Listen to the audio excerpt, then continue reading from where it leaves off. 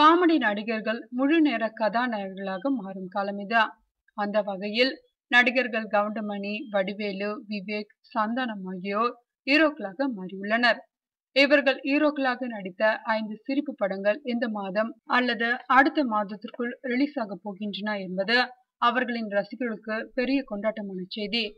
கடந்த ஆண்டு பாராளுமன்ற தேர்தலின் போதே வந்திருக்க வேண்டிய படம் இது.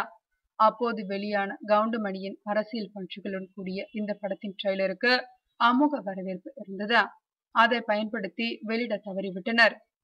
சரியாக ஒரு ஆண்டுக்கு பிறகு மீண்டும் ரிலீஸ் பண்ணும் வேளையில் இறங்கியுள்ளனர்.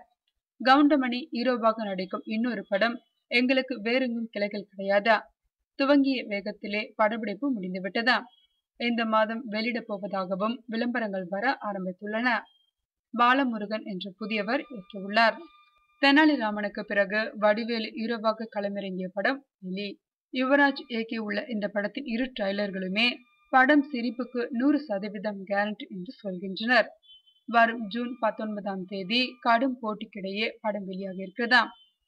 விவேக் நாயகனாகவும் அவருக்கு ஜோடியாக சோனி அகர்வாலும் நடித்துள்ள பாலக்காட்டு மாதவன் திரைப்படம் இந்த மாதம் வெளியாக இருக்கிறதாம். சந்திரமோகன் இயக்கியுள்ளார்.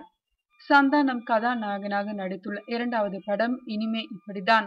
படத்தின் தொடக்க விழா அறிவிப்பு வந்ததிலிருந்து படம் முடிந்து ரிலீஸ் தேதி அறிவிக்கும் படும் வரை எந்த தடையும் சிக்கலும் இல்லாமல் பரபரவென படம் முடிந்துவிட்டது. வரும் ஜூன் 12ஆம் தேதி பெரிய அளவில் வெளியாக இருக்கிறதா. முருகானந்தம் இயக்கியுள்ளார்.